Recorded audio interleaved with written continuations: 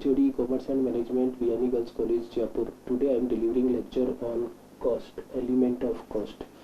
देखिए, किसी प्रोडक्ट की जब अपन कॉस्ट निकालते हैं तो सबसे पहला क्वेश्चन ये आता है कि कॉस्ट में कौन कौन से एलिमेंट इंक्लूड होते हैं। तो कॉस्ट में तीन चीज़ें इंक्लूड होती है, मटेरियल, लेबर और एक्सपेंसेस। जब आप किसी प्रोडक्ट को बनाना चाह रहे हैं तो उसमें तीन चीज़ों का कंट्रीब्यूशन होता है। उसमें मटेरियल लगता है, लेबर लगता है और एक्सपेंसेस लगता है। मटेरियल दो तरीके का होता है, डायरेक्ट और इनडायरेक्ट। लेबर भी दो तरीके का होता है, डायरेक्ट और इनडायरेक्ट। और एक्सपेंसेस भी दो तरीके के होते हैं, डायरेक्ट और इनडायरेक्ट। डायरेक्ट पोर्शन, कॉस्ट में जो डायरेक्ट पोर्शन है, it means direct material, direct labour और डायरेक्ट एक्सपेंसेज, इसको अपन बोलते हैं प्राइम कॉस्ट।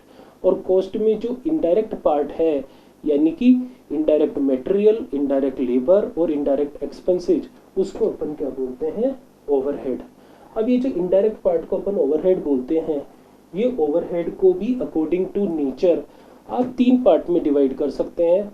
ऐसे इनडायरेक्ट एक्सपेंसेज जो केवल और केवल फैक्ट्री में इनकर्ड होते हैं वो कहलाते हैं फैक्ट्री ओवरहेड। जैसे कुछ एक्सपेंसेज ऐसे होते हैं जो केवल और केवल फैक्ट्री में लगते हैं, जैसे पावर है, फ्यूल है, वर्क्स मैनेजर की सैलरी है, डेप्रीशिएशन ऑन मशीनरी है। ये सारे एक्सपेंसेस केवल और केवल फैक्ट्री में इनकर्ड होते हैं, तो इसको अपन बोलेंगे फैक्ट्री ओवरहेड।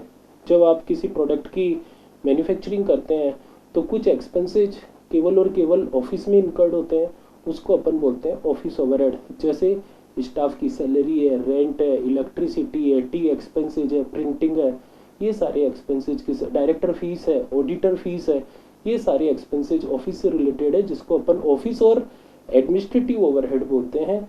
और कुछ इनडायरेक्ट एक्सपेंसेज ऐसे हैं जो प्रोडक्ट को सेल करने के लिए करने होते हैं, जैसे एडवर्टीजमेंट है, मार्केट रिसर्च है, सेल्समैन कमीशन है, रेंट ऑफ गोडाउन है, कैरीज आउटवर्ड है।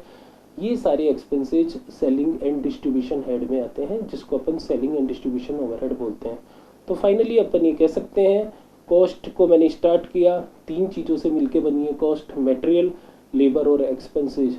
फिर मटेरियल को ब्रेक करा डायरेक्ट और इनडायरेक्ट में, लेबर को ब्रेक करा डायरेक्ट और इनडायरेक्ट में, और एक्सपेंसेज को ब्रेक करा डायरेक्ट और इनडायरेक्ट में। डायरेक्ट पार्ट को एक नाम दे दिया प्राइम कॉस्ट और इनडायरेक्ट पार्ट को ओवरहेड। देन ओवरहेड को क्लासीफाई किया फैक्ट्री, ऑफिस और सेलिंग। इस तरीके से अपने को पता लग गया कि कॉस्ट का मतलब क्या होता है। और कॉस्ट को असरटेन करने के लिए एक स्टेटमेंट बनाते हैं जिसको क्या बोलते हैं, कॉस्ट शीट। तो कॉस्ट शीट में आप क्या करेंगे, कॉस्ट के वेरियस कंपोनेंट को लिखेंगे और उस प्रोडक्ट की टोटल कॉस्ट डिटरमाइन कर लेंगे। कॉस्ट को असरटेन करने के लिए एक स्टेटमेंट बनाया जाता है जिसको अपन क्या बोलते हैं, कॉस्ट शीट, जिसमें कॉस्ट के वेरियस कंपोनेंट को अपन शो करते हैं।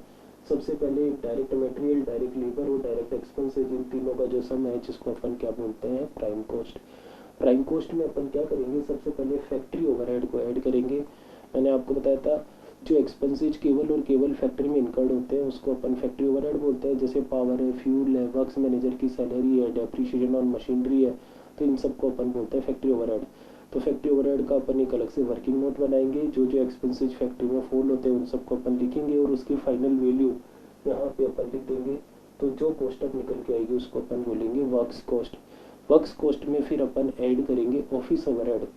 सेवरल एक्सपेंसेज है जो केवल और केवल ऑफिस ओवरहेड में फॉल होते हैं, जैसे प्रिंटिंग है, स्टेशनरी है, ऑडिटर फीस है, डायरेक्टर फीस है, रेंट है, इलेक्ट्रिसिटी है, तो उन सबको अपन ऑफिस ओवरहेड में इंक्लूड करेंगे। उसके लिए अलग एक वर्किंग नोट बनाएंगे और फाइनल वैल्यू यहाँ पुट करेंगे।